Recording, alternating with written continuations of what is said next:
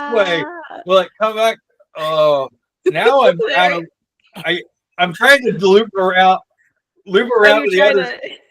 Come all the way around to the other side. We got two Mr. Farmers in here. Yeah, that's what everybody asked for, and now I got it. Welcome to Cult Cinema Catacombs, folks. It's logo. Buy one, get one, DILF. Exactly. I think this one's going to be on camera, so that's going to be a totally confusing joke. No, it's not. Can you hear me echo? There's by two the, of me here. By the I thought way, there was about to be a third of me here. happy. I gotta stop this. How do I stop this? Okay, I think we're good now. Just let rain. Some stay dry and others feel the pain. Thanks, Roy. That man is 43 years old now. How old do you feel? I feel 47 years old. I feel spry. Yeah. I feel spry. I feel youthful. I chased an ice cream truck today. Speaking of spry and youthful, how does it feel being away from the kids for the next few months? Oh, I have emerged. I'm a real summer boy these days. There you go. Now you're in full summer boy mode. Yes, we are. You're McConaughey all over the place. Yes, it's true. I'm just saying nonsense, but I'm saying it in such a way that you think it means something. Going to the cram handle of Florida. You're gonna get up in that. Mm-hmm. Yeah, gonna do that.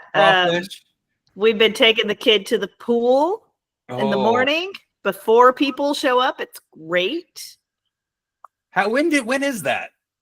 It's like 9 a.m. That's awesome. Before people get there? People don't really show up until the afternoon. Wow.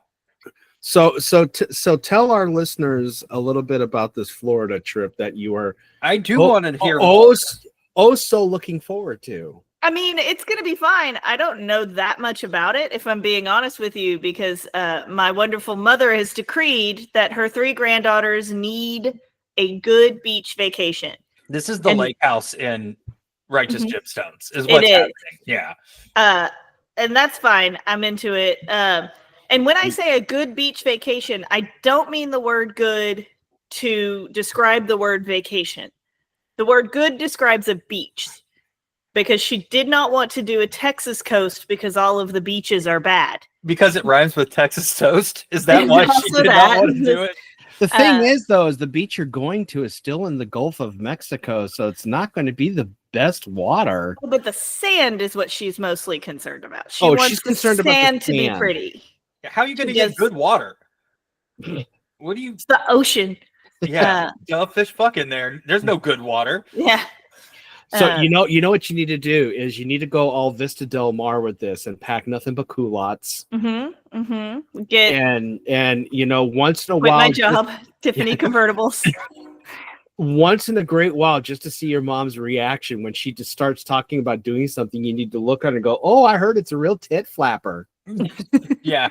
Well, it's funny. It's funny you mentioned my mom on this vacation. I did send her a video from one of our topics today and told her that I'm getting us the outfits for our trips that we're taking with her this summer. Oh, are you getting the alien outfits from Close Encounters? Close, but not.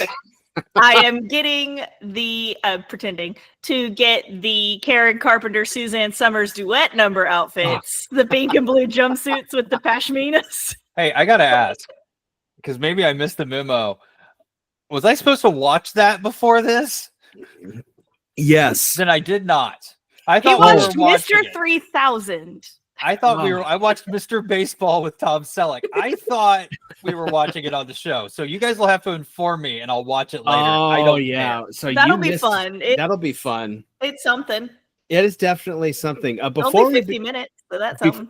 You feel all 50 minutes too, especially when Richard Carpenter decides to do on piano a mashup of the themes to Close Encounters of the Third Kind and Star Wars, complete with an orchestra and a laser light show all at the same time. Oh, see, are we just diving in? Can we just do the quickie version of this since we don't have an Andrew yet? Yeah. Just tell me what it is. Play me through the beats. It is a jukebox musical Okay. Where with Charlie Callis as the producer, Mhm. doing his Charlie Callis, Doing his Charlie Callis impression, sure. Yeah. Are we all going to take a moment and do our own Charlie Callis impression? everybody do the robot from Dave Chappelle for a while. You know what? He falls in love with a robot in this special. Okay, and but that was the only part of it I did really like. I did like that, and we'll get there in just a second. So they picked what songs they wanted to sing, and some of them are Carpenter songs, and some of them are not Carpenter songs. Okay. And some of them might be original to the production. A couple of them I have never heard in my life. we get them doing a cover of the Do Run Run and That's Dancing in the Streets. Okay. Mhm. And we also get the Carpenters doing a cover of the progressive rock song Calling Occupants of Interplanetary Craft, which is just Wow. It was weird. when that moment happened, I was just like, what? I assume that's why they went in this direction, is because she was like, I really want to sing this song. Well, yeah. And well, then Karen Carpenter, we know is kind of wild for rock. Like she does love a rock and roll. So and they went all over the place with it. Oh, and they do the hustle. They do the hustle. They did the hustle to a weird song. Oh, what did they do? It was to I Could Have Danced All Night from My Fair Lady. That's not a hustle song.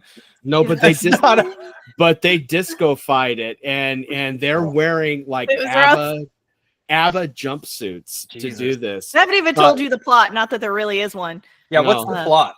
Well, it's two aliens played by Suzanne Summers and John Davidson. Okay. Mostly John Davidson. Suzanne Summers must have had a schedule conflict or something. Something weird is going on there. Scheduling conflict. She didn't want to do it. Right. She was contractually obligated to put in as little time as possible to put her name on this thing. They come to Earth to enlist the Carpenters to help them teach their race about culture. Art. Yeah. Culture. They were too busy perfecting their technology that they didn't do art. So it's AI. So this is prescient about what we're going through right now with AI. You would think, except, well, no, yeah, that does check out, because the entire opening number led me to believe that all of the aliens communicated solely through dance. Yeah. And then they met the Carpenters and said, we don't know nothing about no music or dancing. I'm like, and there is that scene where they generate that AI background for John Davidson to sing "I Love You Just the Way You Are." I forgot about that whole number. That was weird. Speaking of dropped John, him into a greenhouse for no reason at all. Speaking of John Davidson, because I mean, this man has had quite the career. Interesting career. Are the two of you familiar with the show The Streets of San Francisco? Nope. No. Okay. The Streets of San Francisco was a 70s show starring Carl Malden and Michael Douglas, and it was about two yeah, that's a great cast right there. Two detectives on the streets of San Francisco investigating all sorts of different cases. Oh, is that why it's called that? Uh-huh. One on the button. They didn't one of the cases in one of the episodes starred John Davidson as a schizophrenic drag queen murderer. Oh. Took a turn. Yeah. And okay, since you guys are not familiar with that show, we're going to watch a clip from it right now because you need to experience this to believe it. It's 47 minutes long. No, it's not that long. It stars a Victorian chef. No. So this was the big scene of the episode. First of all, a drag queen would never be caught dead here. Oh, yes, we do. Look, I'm beat. Why don't you go crawl in a tomb somewhere? Just get off my back. You know why I'm here. I don't know anything anymore. You took me out of the act again. Fundamental misunderstanding of schizophrenia. The first time, but you wouldn't I am really glad they brought Leverage back. What are you gonna do, love? Turn me in? You murdered two men. Trash. Did you know that if you're schizophrenic, you have to have your conversations out loud? You know out loud and in a mirror. In a mirror, yeah. You got to do that bit that Fallon and Mick Jagger did if you're in a black box theater. How dare you judge me? I'm Carol Marlowe, and don't you ever forget it. go of me, Carol. Just full column. Tell me I'm in the act. I like the fact that again. Carol Marlowe is the one of the two that doesn't have a neck for some No. reason. That's She doesn't. There's only one way to deal with you, love. Sorry. He really went whole hog with the but 70s I hair, miss didn't he? my Yeah. audiences. No timelessness here. Carol. Carol.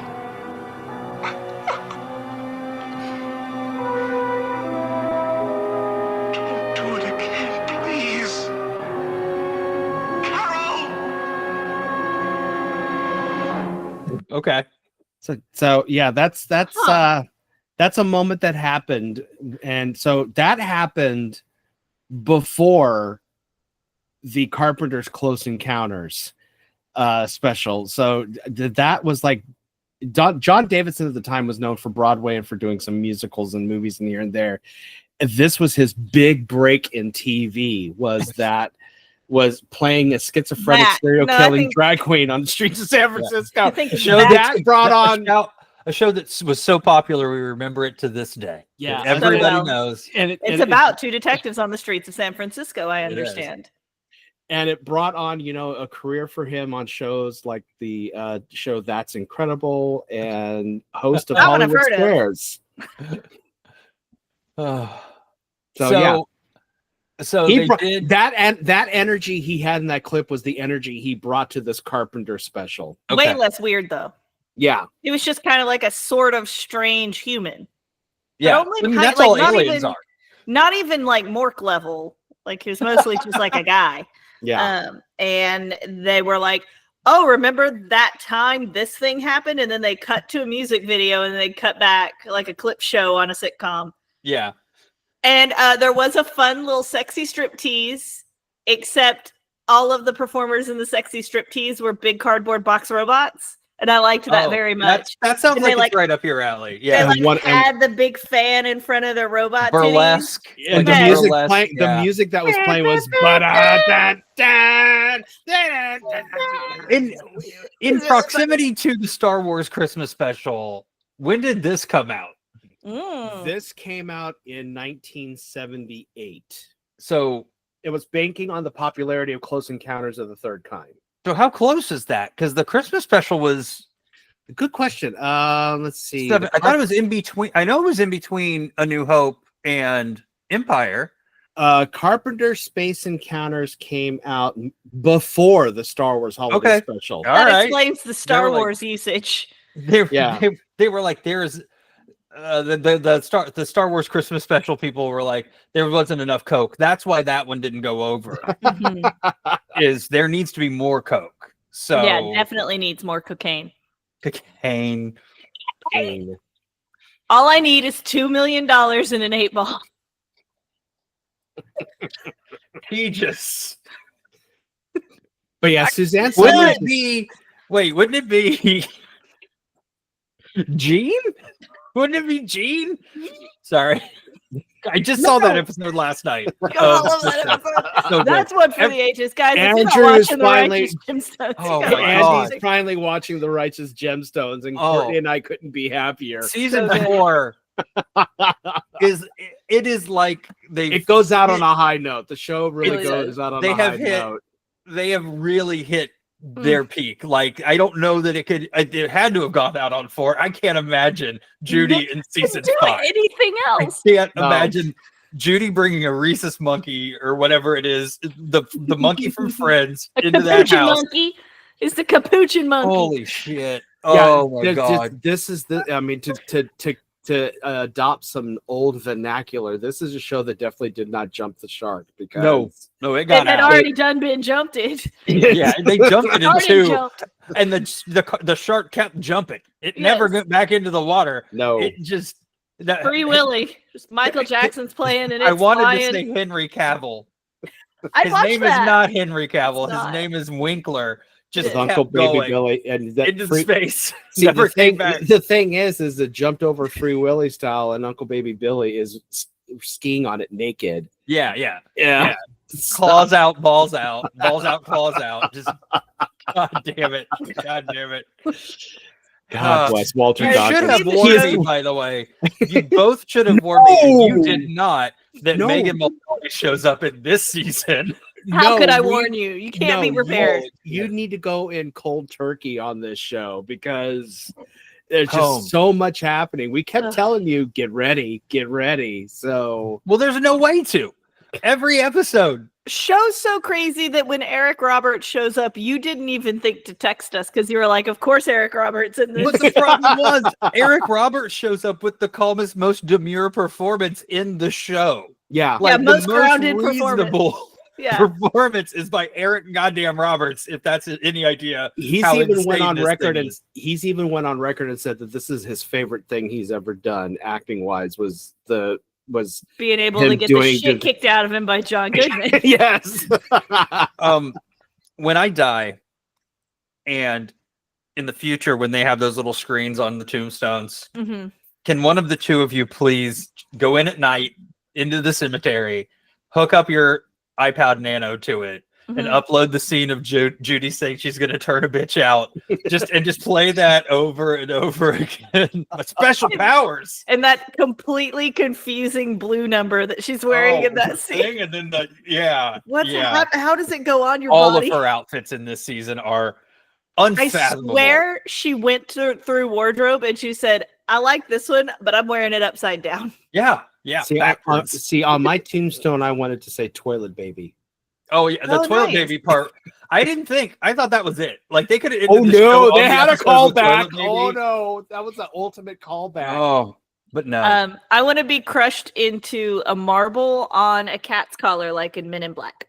Okay, we can do that. It doesn't have to be my cat, just a cat. Just some cat. I love, The by the cat. way, that for Courtney and I, that the Carpenter's Close Encounter special was so impressive that it inspired us to talk about the Righteous Gemstones. So Well, if quickly, you we got thought- off topic as fast as We physically haven't- possible because we have nothing happens not- in it. We have not recorded a show since I started watching The Righteous Gemstones, and I'm That's 2 true. episodes away Yeah. from finishing The Righteous Gemstones. And it has not Um, been that long since our last no. record. No. It has A couple not. weeks. So if you thought you were getting out of whatever we were doing today without talking about The Righteous Gemstones, you were very wrong. Ugh.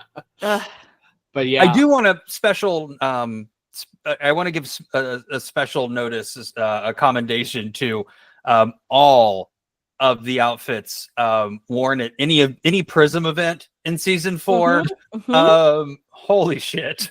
The gold lame biker jacket Very good. number. yes. What is happening? There's a green one that you may or may not have seen yet. Oh, I saw it. It's quite good. I like Oh, the I green saw one it. very much. The Yeah. costume designers having a field day with the How show have they not that won they every did. award for this show? Because It's crazy to everybody me. is insane. Everybody's costume design is completely insane. Mhm. But every costume design is so specifically to that character Mhm. that you could not mistake it for anything else. Like Jesse's costume design is out of this world banana crackers, but it pales in comparison to the things that the other two have going on. So you don't realize it, but he's running around in these insane leisure suits all the time. Crazy. Full Yeah. 70s, which brings us back to the Carpenters. Coming back around, I was trying. We're professionals here. Put it back. There were a lot of those. There So we- was Charlie Callis playing an oil can and pretending it was a saxophone, and saxophone music came Yeah. out of it. That was bad. I will didn't say, understand I what will was say happening. this was not my finding for this special. This was producer Chris who brought this to my attention. Okay. He was like, "Did you know that this exists?" And he starts showing it to me, and I go, "Wait, pause. They need to see this." Well, 'cause this is- apologize for my misunderstanding to producer Chris. Yeah. I really thought that's why I thought you said it's going to be a long recording, because we were actually watching. the Oh thing no, while I we- don't want to. I don't ever want to see this thing ever again. 'cause Okay. No, if No, we- you had showed up and you had said, "All right, we ready to watch," I would have been like, "I'm not doing this again." No, I I was. did it I'm once here. I today. have LaCroix. I am ready. I am dialed in on the It was Carpenters. I was visual- ready to go right now. It was visual Valium, is what it was. Well, I It will was watch just- just to keep myself honest. I will, to put myself through the Squid Game. I will watch it and make sure that I am seeing Stay it. for the Suzanne Summers because it's pretty funny. she's doing her whole Chrissy thing, being stupid on purpose, and I can't get down from the spaceship until I do my nails and all that sort of crap. Having 15 outfits going, I don't have a thing to wear. And then when she finally does meet the Carpenters, she looks like an actual crazy person. Her makeup is really something to behold. My mother, when I sent her a video, did not know it was Suzanne Summers. Were the Carpenters the Carpenters? Yes. In this? Yeah. Okay. They play themselves. And we get ambassadors.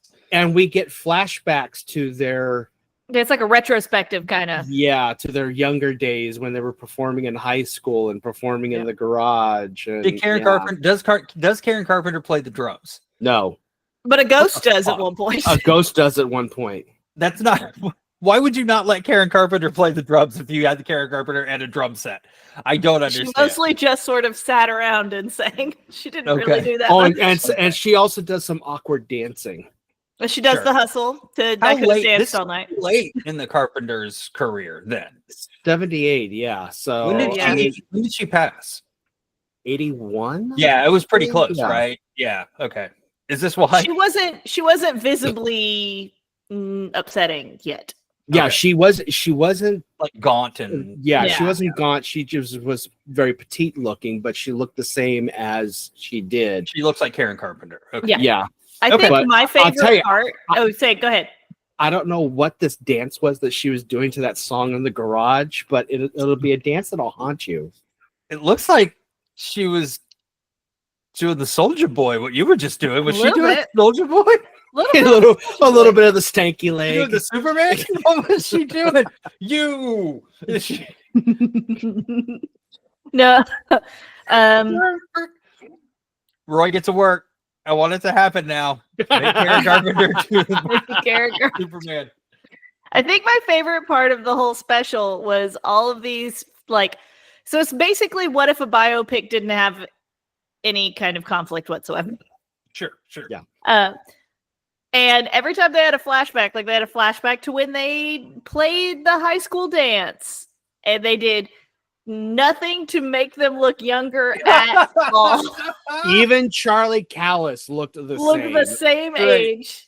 Good. And they're like, we were teenagers in our garage, and I'm like, ma'am, you were not. You know what? I'm really sorry that I misunderstood the. You know what I love the most about this special was the opening and the closing when they were saying, "The Carpenters, Space Encounters, the drawings brought to you by Herbal Essence." You'll swear you doubled your hair. Yes. Super old tagline for Herbal Essences. I feel like a competition chef that didn't make the beauty plate. That's what I feel like right now. You didn't make it to beauties. I got all the judges, but I didn't make the beauty. You came in late for the appetizer, but we got a main course that like the back of your hand. Oh, I've made it 1,000 times. It's my chicken and dumplings, baby. Before we get to the main course, though, there's a few things that we need to address and talk about. There's some serious shit to talk about. Well, first, I want to give two good shout outs. First of all, shout out to Blake Kaufman for promoting our show. Again. Holy crap. Thank you so much. So nice. For those who don't know, also, we are going to be taking a trip to Tromaville in August to celebrate the release of the Toxic Avenger remake. But yeah, I can't believe he did that. Thank you so much. Also, a shout out to Alamo Draft House. Yeah. The Alamo Draft House Richardson, during one of their monthly top secret screenings, decided to show Voyage of the Rock Aliens and had me talk about it since we covered it on the show. So I'm like, holy shit. And it's like a sold out audience in their biggest auditorium in the theater. They have me talking about this movie. And I'm like, I am so happy. I can't wait for y'all to experience the nature of the beast on the big screen. I can't wait for you to experience the first 5 minutes and then the actual movie after that. Yeah, exactly. The laughter. Well, first of all, the confusion after the rain begins to fall was but the laughter during Nature of the Beast was just great. The reaction was priceless. It's good. It's great. It's a great movie. Yeah. Truly. Also, I want to give a negative shout out to Studio Negative anti shout out. Shout out. I'm taking it back. I'm gonna. Yeah. This is going to be an audio fuck an you. Inside voice, not a shout out. Thank God, if we're doing fuck yous. to the Oh, motel. God. Let me open my book. To the Motel 6. The Motel 6 Studio 6 I stayed at during recording. Fuck you. This giant ass money pit that I was forced to stay at during cancer treatment that really didn't happen not only had some of the shittiest Wi-Fi I've ever experienced in my entire life, but this was a suite that has a kitchenette. So this kitchenette consists of the sink, coffee maker, and 2 air fryers. No, actually, it was a microwave. All right, I've been watching Cutthroat Kitchen. It was a microwave, which worked. It had a sink, which worked. It had 2 induction burners. Only one of them worked. And then it had a refrigerator. The only part of the refrigerator that worked was the freezer. The regular refrigerator section did not work at all.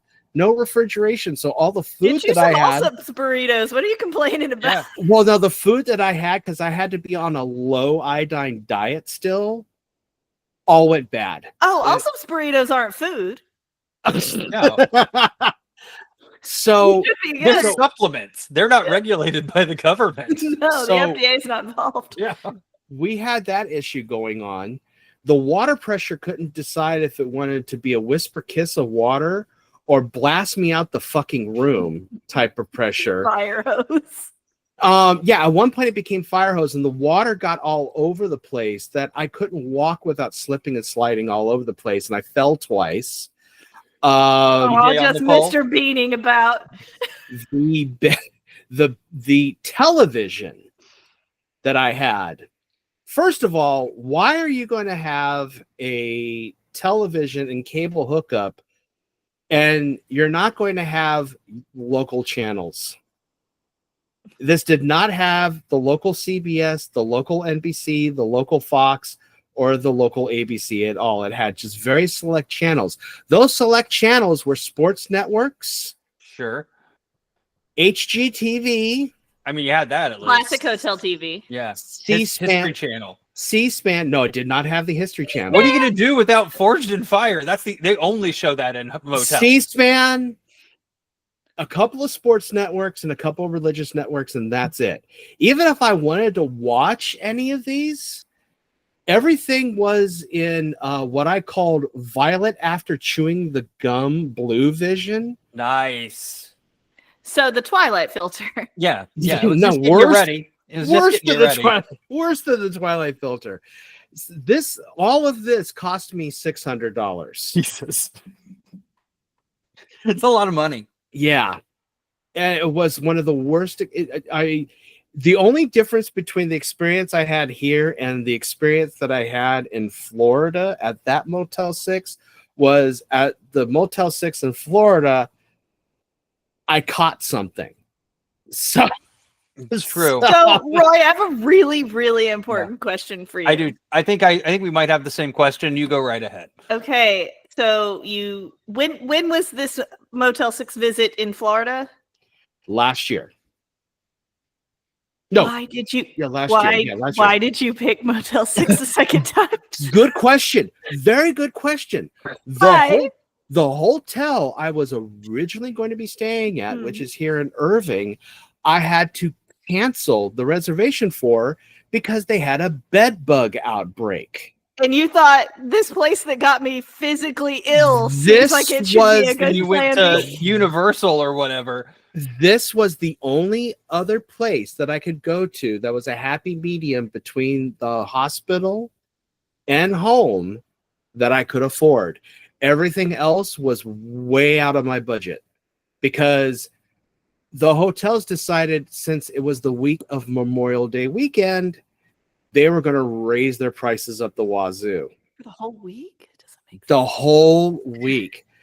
They were. You know how many people just go ahead and kill the whole week?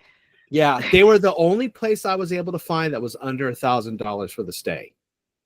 Okay. And so I had no other choice but to go with them. Had I stayed with my original location, which was, and with the original reservation that I had, You would have bed bugs. I would have bed bugs. Yeah. So, and in fact, there was a bed bug outbreak within a 2-mile radius of that hotel. Was it one big bed bug? I don't know. That sounds kind of dope, honestly. I'd watch that movie. Like a Godzilla ass bed bug? Just Get Charisma Carpenter in there. Yeah. Yes. Fucking scientist or something. listen, you got a couple months and then you're gonna get your fill of Charisma Carpenter. It's Don't true. worry. I'm excited for that one. I've already watched all but Voodoo Moon for this month because listen, it turned out my mother had never seen Ingrid Goes West, and I was like, well, I'm showing you this weird fucking thing. So And She you've was already like, that seen the movie Twilight movie. that movie was really strange, Courtney. It's like, yeah, wasn't it good? She was like, Why don't you I watch don't- along with our movies, Mom, and we'll talk about Yes. Strange. yes. But I So- said, but it was good, right? She was like, I don't know. So before I tell, because this episode, our main feature is we're talking about Twilight Eclipse. We have Twilight stories to tell. Well, mine Actually- mine are in the body of it. Because Okay. they're pertinent to the body of the movie. Mine's So, completely irrelevant to everything. Okay, go with Twilight yours novel. first. Okay. So about a week ago, I had my first period come in. They're all sixth you graders. had your first period a week the ago? first one, yeah. Oh I my know. God. Isn't that cool? Congratulations, Carrie White. All right. No, my first period students came in. Sorry, and- I'm so sorry. No, that was very good. It was very funny. I deserve every bit of it. You did nothing to us. No, I've done plenty. And you have yet to begin to do. So I guess you can I just have bank yet to that. regret a bit of it. So. Yeah. But my first period students come in, and one of them says, I found your podcast. Oh no. And I went, what? And they're like, I know you have a podcast. I found your podcast. And I went, shit. Because like I am my full and authentic self here. I don't need my administrators knowing that I use swears. All of the worst shit that we've said on the show comes flooding into my brain. Shout out to Feed a Shoe. I was like, what did they listen to? And then I just like, one of the other kids was like, yeah, everybody has a podcast. Duh. My dad has one, blah, blah, blah. And I was like, okay, first of all, we're not going to talk about your dad's podcast because that sounds like a nightmare, if I'm being honest with you. You want to know what I hate about women? Exactly. And so we just move on. I do my lesson. 7th period rolls around. Kids come in. And this kid said, I found your podcast. And I was like, oh, yeah? And I was like, yeah, I listened to it. It was about stuffed animals. And I was like, I don't think we've ever talked about stuffed animals before. No. So I finally break down and I Google myself, which is not a thing I do often. There is a more famous Courtney Robertson than myself, which I did know. She was on The Bachelor. She's the person who coined the term, I didn't come here to make friends. Okay. She wrote a book about how they made her the villain on that season and how it wasn't her fault. Blame it on the edit, blah, blah, blah. And she recently came out with a podcast. And my kids are not that bright, apparently, and thought that person was me because 8th period came through and said, oh, so-and-so told me about your podcast. And I Googled it and I was like, that's not you. I was like, hey, there's a smart one. That's You're the going to be one. okay. That's the one. You're That's going to college. Child whose name I won't say, you're going to be all right. That's the kid that you have hope for there. So Yes. Hopefully Yeah. he'll be the president. yeah, because if there are any children listening to this show, stop it. Yeah, don't listen. Go away. Go away. This is not for Back you. when you're This 25. show- Unless you are really anything wanna like watch the three of us as a child, then you can listen. If you really want to watch Dot and the Kangaroo that bad, then go right ahead. We're not going to Yes. stop you. We'll let you die of brain damage Please that send way by letters about yourself. Bermudas to our P.O. box in crayon. If you're a teen and you listen to the show, send us an email unless you know one of us personally, in which case don't. Yeah, that's Yeah. weird. Stop. Yeah, Tell us no, your get thoughts. your boundaries. Get your boundaries right. Tell Yes, us your unless thoughts on you're- Dr. Caligari. Unless you're Milo. If I don't think Milo listens, but if you're Milo, you're fine. Your dad knows it's cool. You're family friends. It's fine. It's fine. So I'm surprised I've never told this story. It's not a long story. I'm surprised I've never told this on the podcast. I could have sworn I did. But prior to watching any of these movies, my only connection to Twilight was from my former job. For those who don't know, I used to work for Geico, and I was a claims adjuster investigator for Geico for years. So vampire. Yeah. Yeah. So I was the man, basically. I was the one who would investigate and determine who's at fault and all this stuff. There are sometimes it's very easy to do. There are other times, though, you get the Forrest Gump box of chocolate case thrown in your lap, and you're like, how the hell do I solve this? So that was my job for many years. I had a nervous, emotional breakdown and was like, okay, maybe I need to take a break. Went back to it. Then I got cancer, and I went, okay, that's the cosmos saying get I'll away take from this as a Geico. sign, sure. Yeah. Literally, Geico gave you cancer. Geico gave me cancer. But there are some instances where fault automatically is going to happen, like when you rear end somebody. I mean, sometimes there's some special circumstances and you can investigate it and determine if they really were at fault. But 99.99% of the time, you're going to be at fault, especially when you admit to it, like this woman did. On the phone. So she calls in to report the accident, and I'm starting to collect all of the information from her. And then she starts bragging about how happy she was to rear end this person. And I'm thinking, oh, this is going to go Maybe. well. That's like the only rule of doing insurance. Yeah, you don't. And I'm like, so am I right in saying that? And I reminded her on this recorded line that you are admitting fault to this accident. She said, damn right I am. They had a team. Wow.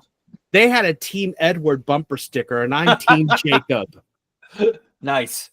I mean, when you're right, you're right. Yeah, I mean, were you able to deny her claim at that point? Because that seems pretty rock solid. I mean, yeah, her claim was denied. How dare you? I didn't want to tell her on the phone, but I wanted to say to her, I hope you enjoyed our insurance. Because with that being on a recorded line, not only is her claim denied, but whenever you do something like that, your insurance policy is immediately revoked. So I didn't know that because I've never done anything wrong. So that story never left me because I was just like, at that point, it made me go.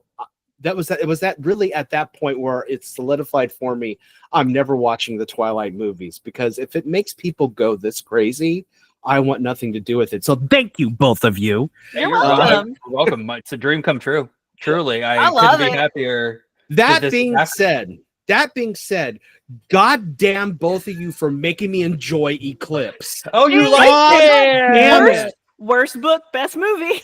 Hey. It's my favorite of the Twilight movies. You want to know why I liked this? Because it had fucking lore. They went with the fucking lore on like all these characters. And I'm like, spoiler? Damn it! Is it a spoiler? No, because these movies are like 20 plus years old now. No, but is it because you have not seen the movies, you have not read the books? Is it a spoiler for me to tell you that all the lore you just got is totally and completely meaningless and will never come back up again? I figured that. I figured she was padding. I figured all of this was padding. That whole book was shit. I know I got to make 4 of these. I got to figure out what I can do to fill this up. You can clearly tell that it was like, besides for 3 key plot elements that happen in this story, really don't hold a ton of water, if we're being totally honest. She had so much padding to do, so she's like, you know what? I'm writing backstories for all of these characters. We're letting Gil Birmingham have one hell of a monologue. It's gonna go on forever. No one asked for Jasper's backstory. Yes, we got Jasper's backstory. And I'm like, wait, he's from Texas? And never forget that Jasper's a racist. Yeah, brave hero, Confederate soldier Jasper. The best Confederate soldier. The reason that this movie is my favorite movie is because it does not matter. Nothing matter at all. Nothing in this movie matters. Boy, is it fun though. It's great. Needle drops right from the moment go. The prissy cat fighting between Edward and that Jacob whole thing was just I mean, but I will say the moment this movie won me over was Rosalie's backstory. Oh, you're crazy. Because Charlie Swan was there for the whole first act. He was. No, there. Dangalo forks. No, for me, it was still her the best backstory. dad at all. Period. Always. Period. No matter how bad they want us to believe he's not a good dad, he still does. He's a good dad. He's a good Alice dad. shows up like we've got 2 tickets for you to go to Phoenix. Like, and he just says, "Yeah, okay." It's like, it might be your last chance to see your mom before graduation. You better go because your you mom's not coming. You want your graduation. Your mom isn't coming and to he's your the bad parent. That's the bad parent. I mean, yeah, she doesn't come to the graduation. Meanwhile, she's over there in Florida like, are you gonna miss these? You gonna not get the vitamin D? It's not some. There's some great colleges here in Florida. I'm not a daughter. I am. I'm wearing my hat that screams I'm wearing my hat that screams I drink Bud Light every weekend. Well, we're gonna talk about her because I got a bone to pick with her. How traumatizing is it for your mom to get up from a lawn chair, just whale tailing her way into the house? Exactly what I was just thinking about. I was like, wow, that was a bright red whale tail that we just saw. Huh. Just looking over your left shoulder and seeing your mom breach the water, just right there. I mean, I have personally never experienced it. Thank you, Angela Bobo. Can't believe you gave up the world's best last name. I still can't believe it. I love Craig. Couldn't do it anymore. But oh my God. He would have 100% supported me if I wanted to remain Courtney Bobo. He's the Jeff Goldblum of husbands. Great person. Can't we all be married to Craig Bobo? We could all be married to Craig. I don't care. We could do a Joe Exotic. We could be doing it right now. We might be for all I know. Be married. So have either of your parents ever made for you a quilt out of t-shirts from past road trips? Yes. I wish. For past plays, not family vacation it's very shirts, hard because to that's make a weird quilt. thing to have. It's very hard to make a quilt out of t-shirts. I've been trying to do it. You need a quilting machine that takes up an entire room to actually do it. So it looks like the mom could afford a quilting mine machine. got sent off. And I don't think it ended up, technically speaking, wasn't a quilt, if that makes sense. Just kind of a stuffed blanket situation. Okay. Yeah, hers didn't even look like a quilt. It looked more like a throw blanket, actually. Because it's expensive and hard to do. Yeah, it's very even hard. for a movie to do it. Let's just get into it. Yeah, you start off in the meadow that makes you old again. It does, which yeah. is a metaphor, I guess. Metaphor, yay! It's stupid. I love it. Where she's sitting there quoting the poem, and that was like the first thing I texted you guys. My first note is leave her ass alone. She's trying to read. Right. She's trying to read. Also, leave her fuck alone. Edward's been alive for how long? 109 years, I believe. 109 years. Doesn't know the definition of the word compromise. So we're there. That's where we are. Dumb shit. Yikes, guys. Yikes. You know, I was making comments about in the first couple of films how toxic he was, but he really shows off how toxic he is in this movie. I'm just like, dump his ass. Oh, they both are incredibly toxic. Neither one of them deserve her. No, neither one of them deserve her. And she is also toxic, to be clear. Yes. She also sucks. Yeah. She has no characteristics. Shout out for one, which is leading both of them on. Yes, that is the absolutely one. In the most obvious ways possible. Like, what is going on in this movie? Whole inability to make any kind of a decision. No, shout out to the one and singular time a boyfriend told me not to hang out with one of my male friends. I instantly walked away from him to go see my male friend, and he said, "Hey, isn't your boyfriend mad at me?" And I said, "I don't have a boyfriend." Edward's in the meadow that makes you old right now. I don't know where he is. Fuck him. You know who would have been the best person after, getting to this point, now that she's graduated and everything? You know who would have been the best person for Bella, but I don't think it would have worked out because Mike Newton? Exactly. Yeah, I think Mike Newton. But the thing is, I secretly think Mike Newton is gay and doesn't realize it yet. He's having a thriving life. He's in Soho now. He's doing great. He's an artist. Probably moved to Portland. It's He closer. writes reviews of action movies that make him throw up. He writes for The Stranger. Yeah. I was just like, she would have made the best fag hag for him. She really would have. I like how the friends have just been relegated to cameo. Barely in it. It just, and I also all love good friends, all of her good people friends that have dealt with her bullshit. Yeah, and still putting up with it at all times. Anna goddamn Kendrick, the best friend a woman ever could possibly have. The mediumest woman alive. She did not deserve a friend like her at all. No. I mean, she really didn't. And I also love she's the fact valedictorian. She's going to be fine. I also love the worst fact that speech I've ever heard in my entire life as a valedictorian. Where did I put it? That's it. What a lame valedictorian speech is my line down here. That's it. Just the most uninspiring bullshit I've ever heard. I want to be a ballerina. Okay? I want to be a ballerina. I how about the answers? I don't know. I didn't know. I also love the fact that we recast Victoria with a name like Bryce Dallas Howard just to kill her. Yeah. I no think she knew reason. she was only going to do one. For no reason. You would never have had to mention Victoria again in these films. Nope. And it would have been fine. Nobody would have given a shit. Nope. She just left. It's fine. Yeah. She went to Spain. Who cares? Yeah. She went to Italy or whatever. Yeah. Also, this is the first time I've realized in this movie that vampires are all like the White Queen from the X-Men. Mm-hmm. I need to, can I for a second, very seriously, because I've read the books, I've watched the movies enough times that Lacey's mad that we're watching the movies again. Well, let her know it's almost over. We only have 2 left.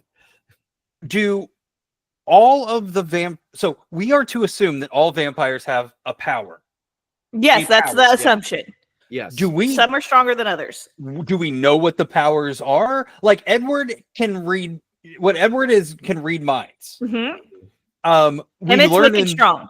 We learn in this movie that Jasper can control emotions, which he never does in the movie, and it's never mentioned again. And I was like, when they said he can control emotions, I was like, really? Because in New Moon, he was not in control of his emotions. Why are they worried about an army of newborn vampires if he can control the? He actually says, "My ability to control emotions is going to help." Is it? Is it Jasper? You didn't do a damn thing. Terrible accent, which we'll talk about in a minute. Okay, because that accent was new. They're all also in this movie. I mean, Stephanie Meyer, God bless her little Latter-day Saint ass. She was not Catholic, right? No, she was Latter-day then Saint. Explain the Beltrury to me then. She was very It's spoken like a person who doesn't understand Catholicism. That was the Mormon Tabernacle Church. That's what that was. Oh, maybe. Hey, do you think that Elle Fanning, before she became a vampire, just walked around and in her head all day she was just like pain to every person she saw? Well, you know, that's Lacey's theory, by the way. That's her method acting going on right there. So yeah. So funny. So it's I love. Go ahead. It's interesting in this movie that we learned that well, first of all, just in this whole saga, that vampires can stay out in the daylight, they just twinkle. Yeah, it doesn't actually matter, and they kind of don't give a shit about it anymore in this one. Yeah, it's over. And that vampires, when you are a newborn vampire, you still have human blood inside of you. Yep. Which makes me go, when does the human blood then fucking go away? Because you don't explain that. It goes bad like gasoline in the apocalypse. Yeah. That's why you got to change oil. Yeah. Okay. And then I also loved that it was very obvious that Nicole, that our author here, Nicole Byer, you were going to say something about Nicole Byers, yes. I love the fact that she apparently She would have really brought something to this. Yeah, different. She should rewrite them. Stephanie Meyer, I realized when it came to her knowledge of Native American culture and skinwalkers that she read Passing at best. She read one book and thought she knew everything. That's generous. And by one book, I mean she read a leaflet.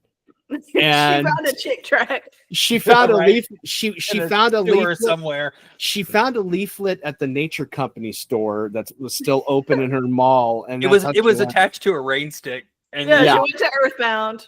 And I loved that in this world, werewolves cannot transform you into a werewolf. It's a special genetic. power Yeah. you're born with. Yeah. If you're part of this very specific Native American And you only get to tribe. do it if you're a girl after everyone gets mad at you that only boys get to be werewolves. And you Yes. only get to turn to a werewolf for the first time when there's a vampire around, right? Yeah. That's the rule. Like, that's what makes you go into werewolf heat. Which I think. frankly means they really need this vampire treaty. So them being all touchy about it is kind of bullshit. We see through it. You need it for your whole culture. So Yeah, like and maybe plus- just shut up. You're like, oh, the werewolves only turn into werewolves when there's a vampire near. Yeah, you know what? For the past 100 years, you guys have had vampire near, like in the same town. So shut the fuck up. you Yeah. whiny Right. They've bitches. been here for a minute. I love that she was writing all of her own plot holes. And I need to talk about a plot point in this movie that again doesn't matter at all. It's the plot of this movie, and it doesn't matter. It doesn't It should not matter. have You happened. can Doesn't completely matter. lift it out. Stephanie Meyer wrote a character into her books named Riley Byer. And I just want to back that up and say that again. Stephanie Meyer wrote a character into her book called Riley Byer. Yes, Stephanie Meyer wrote Riley Byer. Yeah. And the actor they chose to play Riley Byer looks like, and I cannot, I've thought this for a while, and now I can't see him otherwise, and neither will you, and that's why I have to tell you. The character looks like the Madam Puppet. yes, yes. And now I can't unsee it. Like, that's what I That's see when he's funny. talking. And his cheekbones are up here. Very high. This is an cheekbones. audio medium. By his eyes is where I'm putting my fingers right High, now. high, you guys. It's high. It's They're very high. Real high and real out. Weirdly high. Star Trekian. I They would are say. very. Also, can we talk about how one of the werewolves looks a lot like Michael Ian Black? Yes, Mhm. absolutely. There's one of does, them. yeah. I don't know which one he is. He's not Seth, and he's not Jacob. One of the other ones. There is a scene towards Chip? the I don't climax of this film where Jacob looks at Bella and says, werewolf telepathy, remember? And I was like, no. No, Is that a No. does that ever Because- mention? no. This was the first time werewolf telepathy was brought up. This brought up a whole new set of anger for me that I hadn't thought about in a long time, because in the time since I've most recently experienced these Twilight things, I have read the Wheel of Time books. Okay. And there is werewolf telepathy in the Wheel of Time because one of them has like the wolf in him, and that's Rest in peace. complicated. Rest Yeah. in peace to the show, by the way. It's so Yeah. hard to say goodbye. Anyway, You know, and there was also another element in this movie that it was constantly, as much as I was actually enjoying this thing, it was taking me out because every time I saw the actress who played Alessa from Silent Hill appear as a vampire, yeah. I was suddenly going back to the movie Silent Hill, and then it would lead down You to the kept fact that she was escaping the to a voice, better movie. and then it would lead me to the fact that she's the voice of Little Sisters in BioShock 2. And I was just like, oh, she was better here. What happened? But anyway, in Wheel of Time, the wolf telepathy works totally differently because wolves don't have language. They don't Okay. have language. They don't speak language They're because just they're fucking dogs. up here in the It's brain. it's all images, it's ideas, and they have to be translated. So that suggests that he knows wolf language, which is Yeah. confusing. Yeah. There are 3 major lore drops in this movie that don't matter. There was the first lore drop we get. Roy already said that we have the lore drop about the newborns having human blood in them and thus making them and that stronger. Makes them better, not worse. You would think that would make them shittier, but whatever. But you can't let them get your arms around you; they'll crush you. They'll smoosh you. We got the lore about how crushing grasp. We got the lore about how the wolves discovered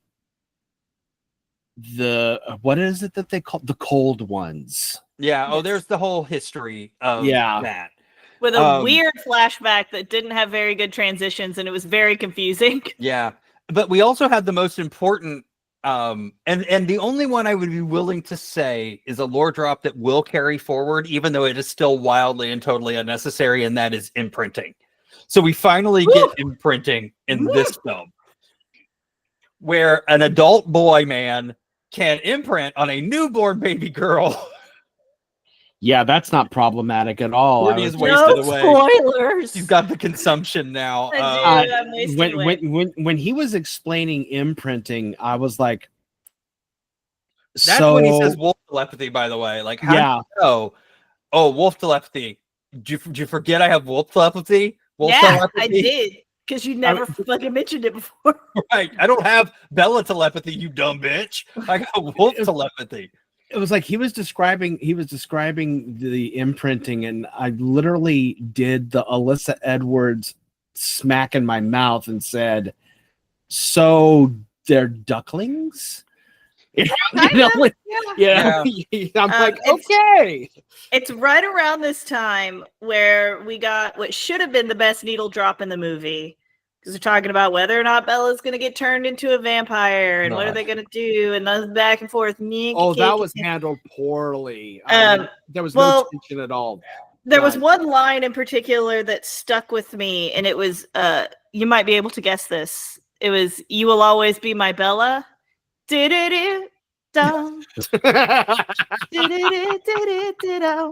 it should have been. It should have been. I don't know what unholy pact.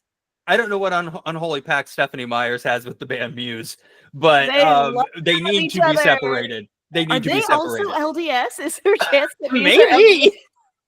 Maybe. I know the Killers. I know the Killers are. That's right. True. I don't think they currently. Maybe he is still currently. I'm not sure. Brandon Flowers, lead singer for the Killers, might still. I just am proud that I remember Brandon Flowers. I was impressed. I was like, oh yeah, that is his name. That is a good name. I love Charlie not knowing how to feel about Jacob kissing at Bella. Almost said Jacob kissing Edward. I love. Was like, but. I love that when he kisses her and she goes to punch him, and funniest part of the movie. It's like the way she react. You know that what she really wanted to say after she hurt her hand was "fuck." That would have been funny. It's crazy how they suck every ounce of humor out of this movie. I was gonna say in the first one and then into the second one, they had humor beats. There were jokes. Yeah, and in jokes in the script. You could have played that for humor really, really well, and it just isn't there. Whoever wrote the script wrote jokes. They were not used. Yeah. Anything Kellen Lutz does could be funny. 100%. And his character is very funny in the books. Yes. Just shrekking around all the time. Yeah, so is he...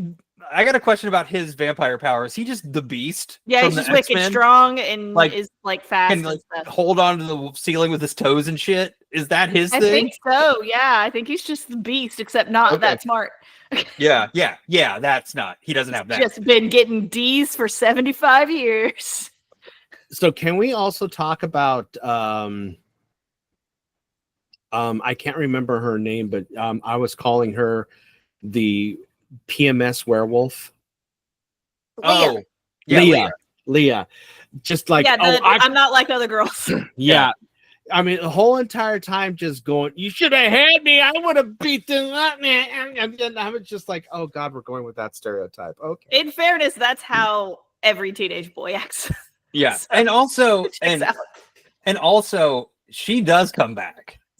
Oh, she does come back. Yeah, Okay. So she, Leah's kind of dope, actually. yeah, and Leah ends up being like a dope werewolf, unlike 90% of the other werewolves. Fucking Seth, I'm looking at you, Seth. Fucking Freaking wet boo-boo, blanket ass bitch. Fucking Boo Boo Stewart ass bitch. Why don't you?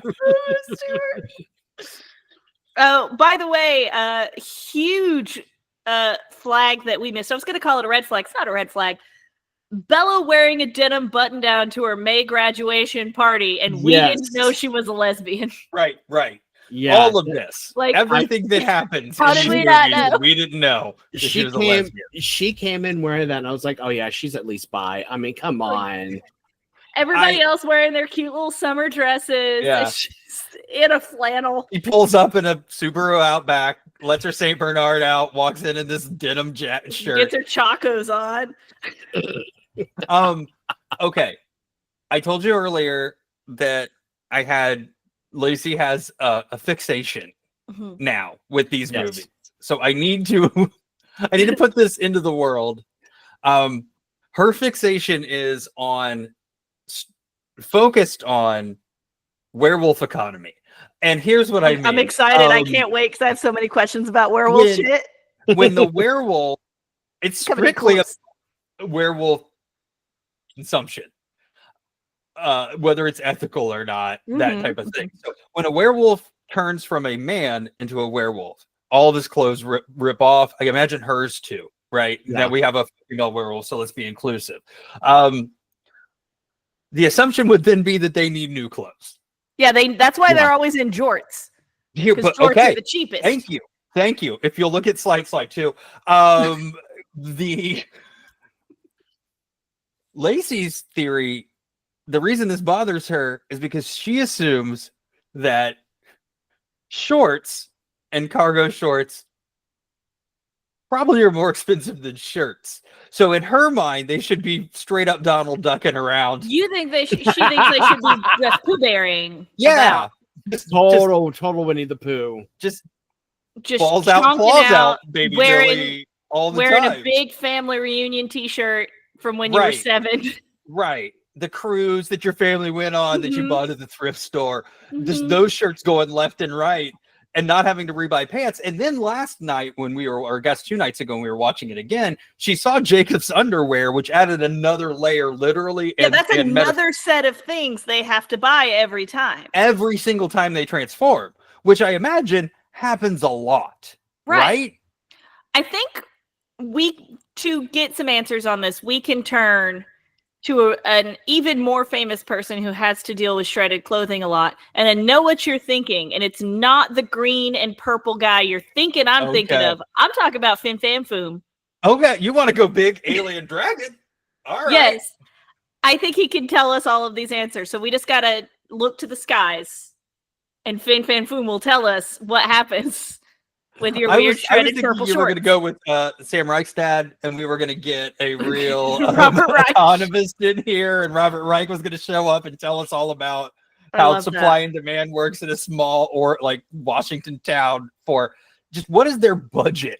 How do they make money? Budget? Do they have fanny packs? Was Bella carrying a big backpack full of just jorts? Just rolled up Umbros, jorts and muscle shirts for Leah, because basketball shorts, the tiniest little muscle shirts you can see, because she looked like she's about 4'10". So that's it. That's what I got to hear about now. I also love that when she was talking about why she really wanted to become a vampire, she made the comment about I've basically saying that she's been, stumbling and clumsy throughout her entire life. And I was like, so did you like fall out of the womb wrong too? I mean, did you like go boom, boom, boom, boom? Because the way she was describing it, ever since the day I was born, I was clumsy. What? Yeah. I'm like, talking about? What are you talking about, girl? What? She's a whole mess. And they made that boy run up a hill holding her. And I laughed. Ooh, I teeheed. Every time. It tickled me pink. Okay, so do you think Dakota Fanning was having flashbacks to War of the Worlds in those scenes. You're Yes. thinking about it, you know, it's like, oh, I remember when Tom Cruise carried me that way. How many takes do you think he had to carry her up that hill? It looks hard. It was a steep hill he Okay, made them. they made I him challenge run somebody out there on the internet right now to take up. Do the Jacob challenge. take Carry a dipshit up a hill fast. Take your fucking shirt off and carry a dumb broad up a hill. Somebody needs to take all the footage of him carrying her and running up the hill and match it to Kate Bush's running up the hill and make us a music video with that. God. Yes, we need that in our life. God damn you guys for making me actually enjoy watching this one. I love it. was like, Funny. I love it. The accents are a nightmare. we I think cannot Carlisle's leave. trying to do Mid-Atlantic, and that's just not. It's never been working. It's not happening. that It just sounds like Texas- she's from Boston. It's At weird. the end of the day. That Texas accent Oh, from it's so good. Jasper. It's not. It's Arkansas at best. Okay, first of all, that Alabama at worst, Arkansas at best. I mean, he had very, very few lines in the first two films, but that accent never appeared. I feel like we would have gone. The fuck? Yeah, but even the accent appears like midway through this movie. It's like he goes from being, you know, proper copper pot, you know, basically saying in his head to all right. Well, yeah, he's trying to talk out of the side of his mouth. Some vocal coach told him that's how Texans talk, and I'm like offended a little bit, frankly. And he was giving Hayden Christensen Anakin Skywalker eyes throughout this whole movie. It's not his fault that they have the same eyes. Yeah. I was waiting for someone to tell him he had the high ground and get pissed off.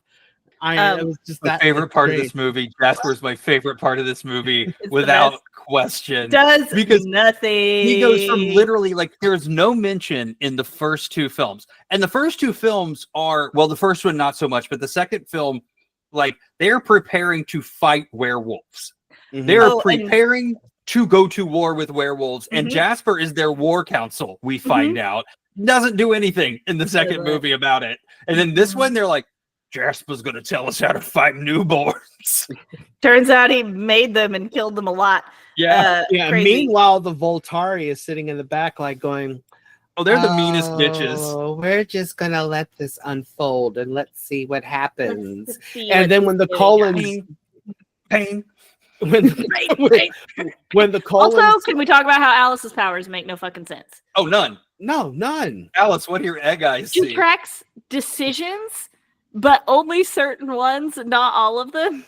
Mm-hmm. She's making decisions behind the decisions, so you can't see those decisions. What are you talking about? It's nothing. That It sounds like a reverse nothing, MacGuffin to Alice. me.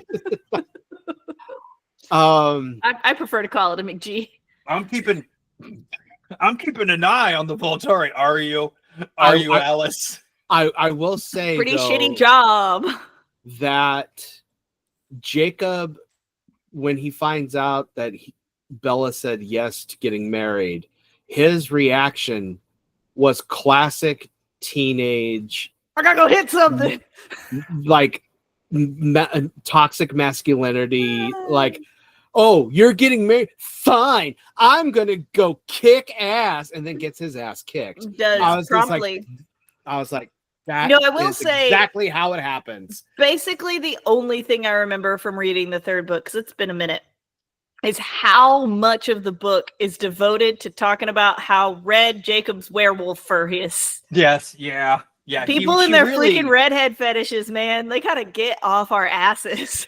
She really Anne Rice's that Wait, fur wait, up one wait, side and down the other. Wait a minute. He's supposed to have red fur. Yeah, because he's like a more red wolf than the other wolves. The other wolves are more like dark gray, black, and he's more red. And that shows in the movie. No, that looked but it more like doesn't. mahogany to me. Well, yeah. I was like, that was brown hair. I mean, they he looked didn't do more it distinctive. justice. Yeah, he looked more Comparatively. distinctive than to the other ones. But yeah, I never read red. I read mahogany brown from him. Well, good. Now that we've go ahead. I don't have words at the end of it. I just got distracted because I kept thinking about how much Edward was talking about how his dick is really powerful. I can't have sex with you because my horniness is fatal, Bella. Did I mention kill you? I will kill you. It's that Superman. Did I mention that my dick is really powerful? Now that we've covered the movie in totality, can we spend the next 45 minutes talking about Bella's cold acting? I would like to take a moment to talk about her really ugly jewelry. Oh yeah, her wedding shield. Wedding shield, and that fucking Claire's ass bracelet he got her. I want to actually discuss just how it's really pretty. It is how this movie just went through the fuss of casting someone like Bryce Dallas Howard, and he didn't deserve that, and got like the biggest shit upon role in this movie, to where put her on wires for 3 days and let her do one duet scene. I was like, in the forest. Yeah, I was just like, oh, Bryce, you better be glad you have the Jurassic Park franchise under your belt and that you're a good director like your dad, because this is a career killing movie right here. It's crazy how basically everyone in this movie survived and had careers that flourished after this. Yeah. Mm-hmm. Yeah. Almost everyone. Speaking of which, I found out that Jennifer Lawrence was originally supposed to play Bella. And that would have ruined her career because she didn't have anything to fall back on. No, this would have totally killed it. She made the right choice going to the Hunger Games. Yeah. Well, I think I'll go to the one connected to the good books. Yeah.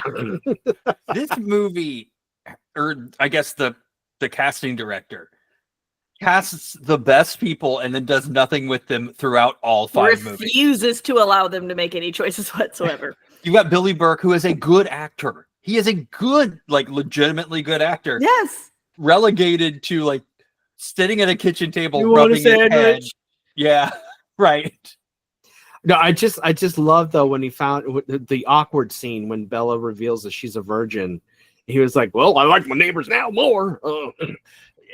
It's just like a total dad reaction. Super wild. Can we talk about the narcissism of this entire movie as well?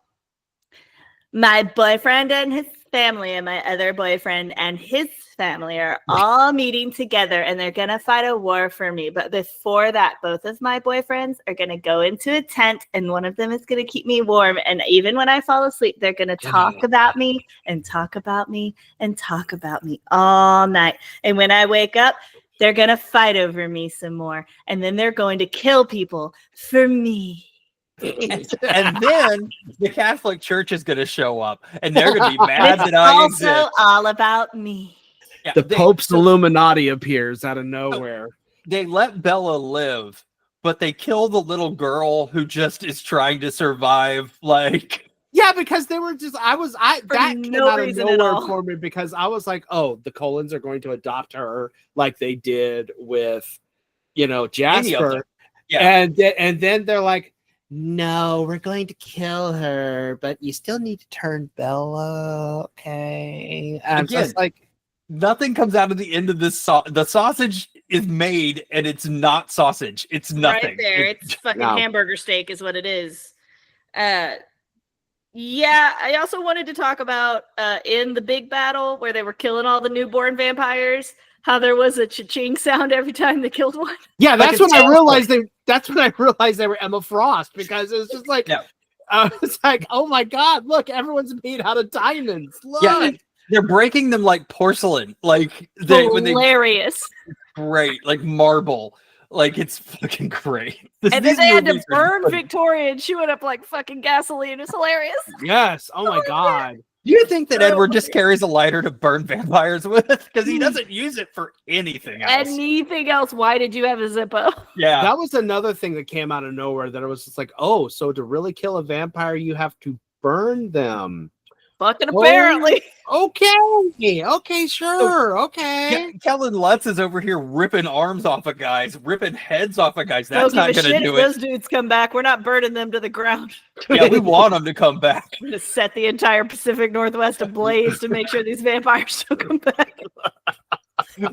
He wants those guys to come back with no arms and head, just wandering around. Looking like fucking doofuses. Idiot. I also love that Sorry, this is a spoiler. Jacob is horribly injured. Yeah, It's really sad, apparently. Gotta reset his bones before his accelerated healing starts back up. Doesn't make sense.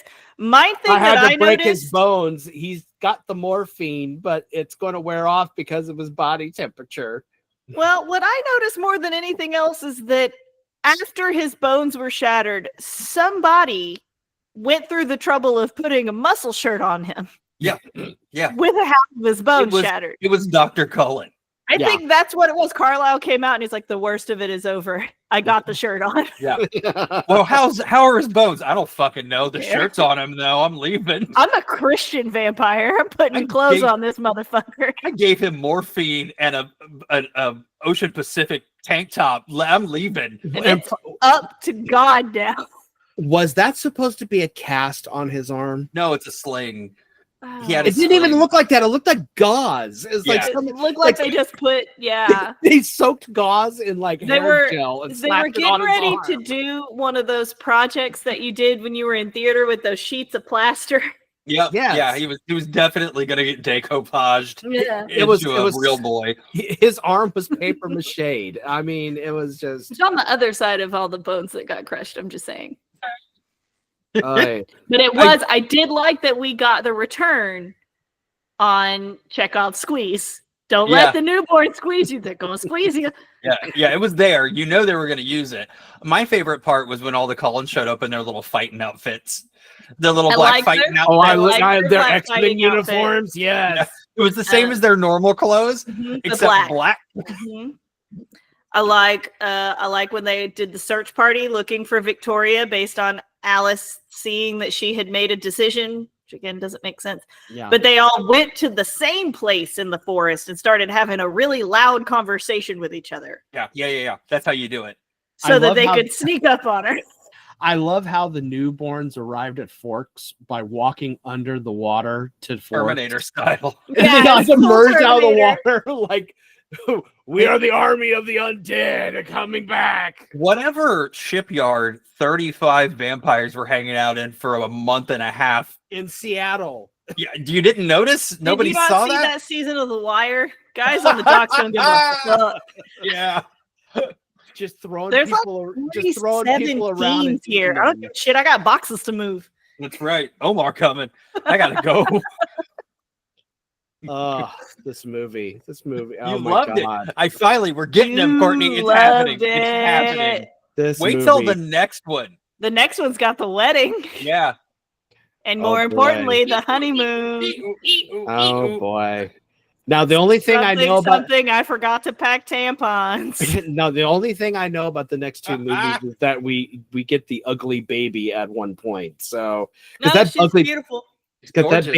That baby's all over the internet. Precious. Yeah, that baby's all over the internet. Yeah, I need to get one of those shirts. Shirts with that baby on it for next know. episode. That baby. So because this episode is turning out to be released in May instead of June, we did it.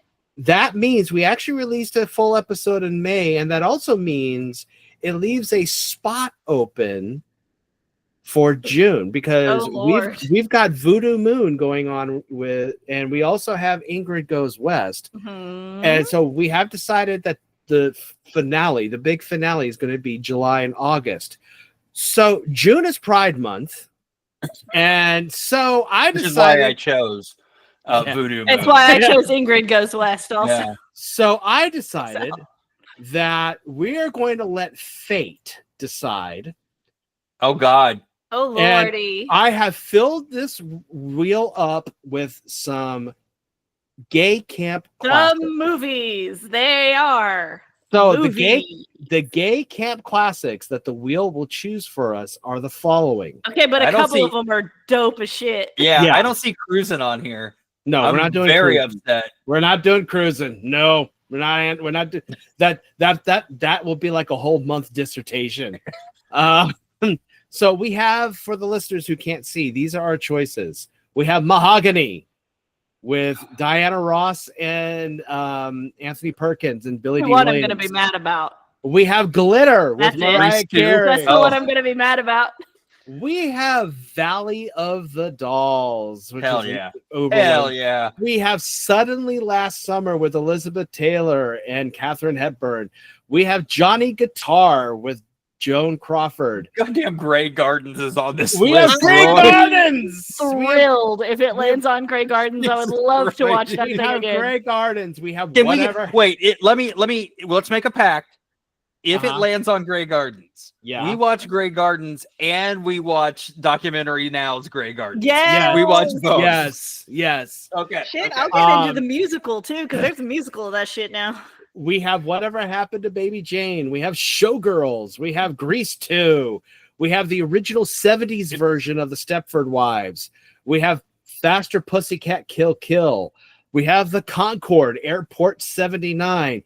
And just to get obscure with it, we have the horror film What's the Matter with Helen, starring Debbie Reynolds and Shelley Winters.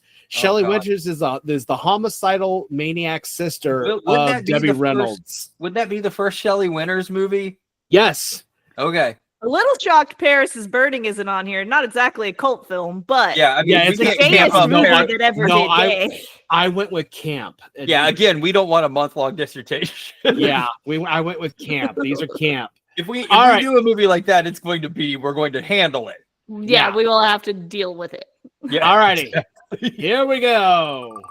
Here goes the spin. As long as Ready, it's not ready. glitter, I'm game. I'm Glitter. pissed if it's I glitter. want it to be. Yeah. We are Ah. doing Showgirls. Should I watch it on VHS, Laserdisc, or 4K? Which one of those? Because I have them all. Because this is one of my favorite movies of all time. Find the version where they drew all the bikini tops on. That's actually on. I have the big giant ass box set that came out from Severin. Yeah. That cut is on there. Is it on the Vinegar Syndrome? Hilarious. It's on the No. Vinegar. No, that's why I'm in Vinegar Syndrome. Yeah, I have it yeah, too. it's on Yeah, there. yeah, yeah. Because they cut all the language too, and that's very funny. Uh huh. Yeah, we've got the NC-17 version and we have the PG-13 version. Uh-huh. And what I also love is So that the good. NC-17 version of this movie is on Tubi. So Mm. I cannot wait. This is now so that good.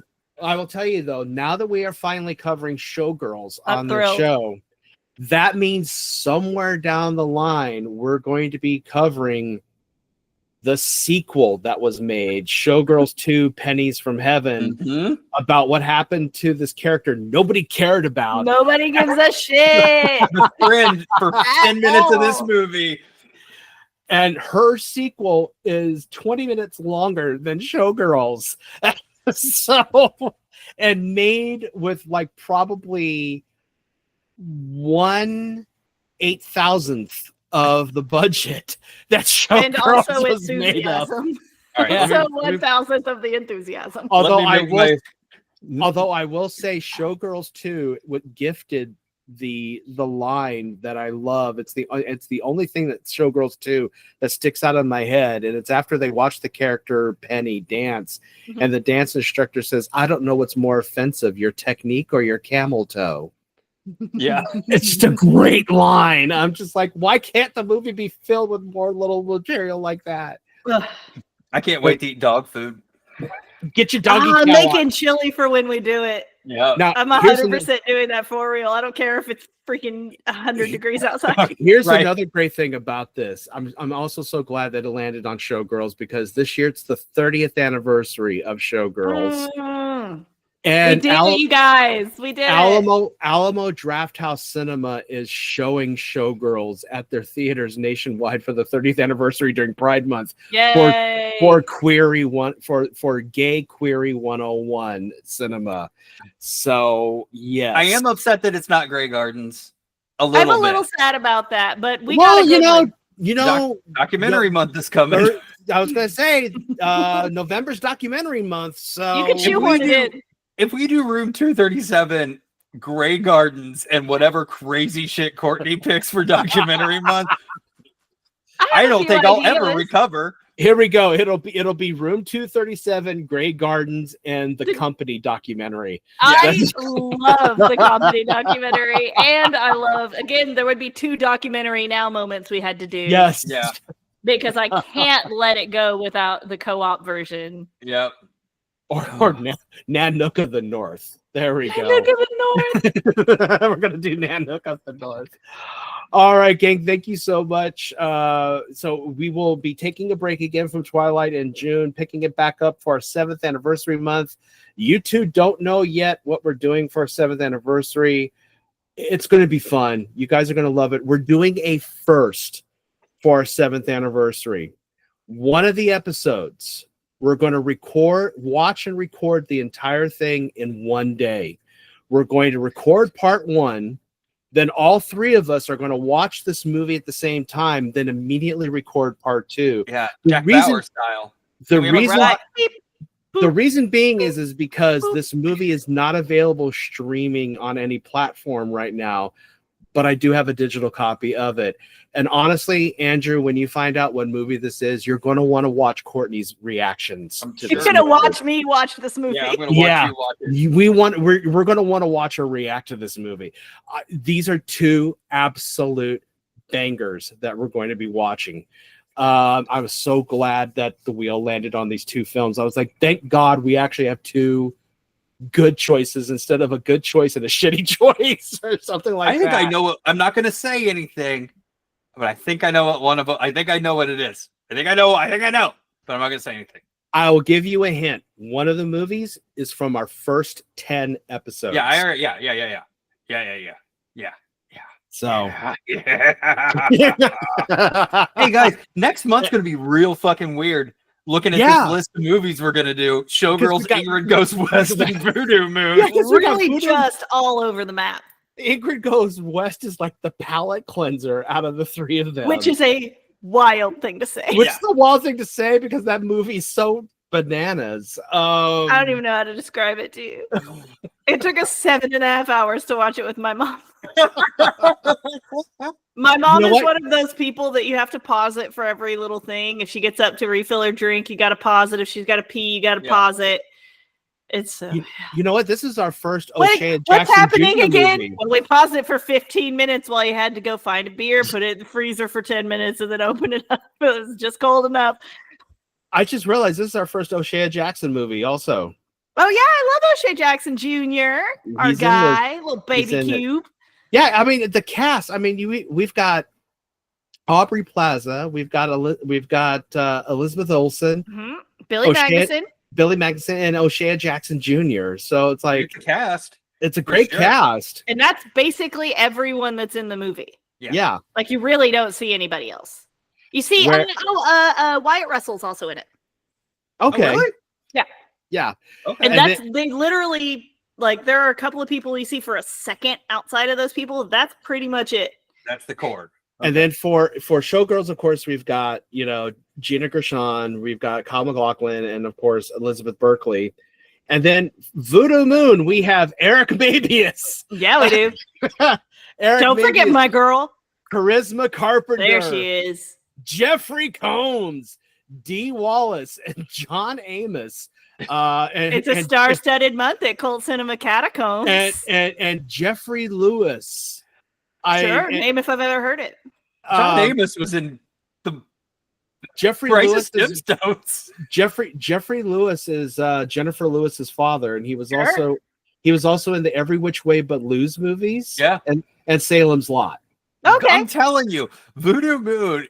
It's so packed with absolutely recognizable people, like the people that you didn't even list, like the character actors who are. Oh, you mean like Frank Collision from Dr. Quinn Medicine Woman? Yes, you'll recognize every single person in this movie, and you're like, "What am I?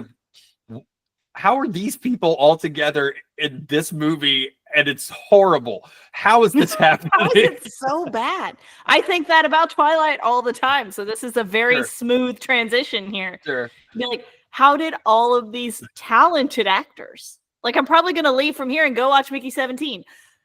How did these talented actors do this? What's happening? Is this what it's like to watch Babylon? Wasn't that the name of that thing? Yeah, we should watch that movie too. Yeah, we should. It's officially cult now because no one fucking talked about it from the moment it came out in theaters. Oh, you mean? Oh God, you mean the Francis Ford Coppola movie? Yes, with Brad Pitt and everybody in the universe. I'm pretty sure we're in it. Well, we need to watch Megapolis or whatever that was. And Megapolis. we need to watch. Yes. We need to watch that Babylon movie because that did come out. That was a movie that came out. Like Oh 2 yes, years ago. No one Babylon, looked at it. Yes, I forgot about that from 2002. Mhm. Yeah. That is a thing that happened. 2002. The only thing that I know Wait, about what? Babylon, What? the only thing that I know about Babylon is it's the scene where like Taylor Swift has a cameo where she gets run over by a car. I didn't know that, but that's fun. Yeah. Good for her. That's cool. Got to say she did a fun thing. Had a weird day. Which I'm sure she, was like, I need to get the stink of cats off of me, so let me do this. Is it? I hope it's like in Meet Joe Black. Isn't it Meet Joe Black where he gets hit by a car so bad? No, Did it's you see like that loop where somebody made a really good looping gif of it? Funny. she like gets. I've seen the clip. She like gets swept under the car and gets run over, and I'm just like, well, that just happened. Yeah. All right. Let's let these people go now. Yes. Yeah. Hey, Andy, have you watched Flow yet? No. I've been should. watching the other things you tell me to watch. Sorry. Watch Flow. I watched the Right. other things you told me to watch so hard that I didn't watch something I was supposed to watch this month for this show. I'll keep gonna- tabs on it. We're gonna quiz you during the 7th anniversary on Flow. I'm sorry? The 7th anniversary of the show, not the movie, because that would give me a Yeah. lot of Yeah, time. no, to watch. on the show. In 7 Yeah, years, no, it's I'm going to 7 years. ask you questions about Flow. Okay. Time capsule this. Do you know how much Flo makes in a year? Not the movie, the actress who plays The Flo woman. for Progressive. I bet it's good. It's like $800,000 a year. I was gonna say Good she for probably her, makes man. good money. Right? And she's supposed to be really nice. She helped somebody when their car broke down in LA the other day. Heard it Yeah, on a she's supposed to be podcast. super nice. God bless her. Okay, we're gonna leave on that positive note. On that note, hey Flo, you're cool. Yeah, Come on the show. You can talk about whatever you want. Yeah, Flo, you're Babylon. better than you're better than You can come Motel talk about 6 Babylon with us. Lady Yeah, who plays better Flo, than whose name I Motel can't 6 remember. executive suites. I'll tell you that. Talk about your experience in motels. What's your favorite? What's your least? Talk about how you watched Babylon in a hotel once. Can we talk about that Are we all going to a hotel to watch Babylon? with Flo? Yes. All right, gang. See you next month for the most unhinged lineup of movies we've had all No, year. I'm gonna be so hinged. Which is saying a lot because we did the Oogie Loves this year, so that's That was- saying a lot. All right, gang. Talk to y'all later. Ah. Bye.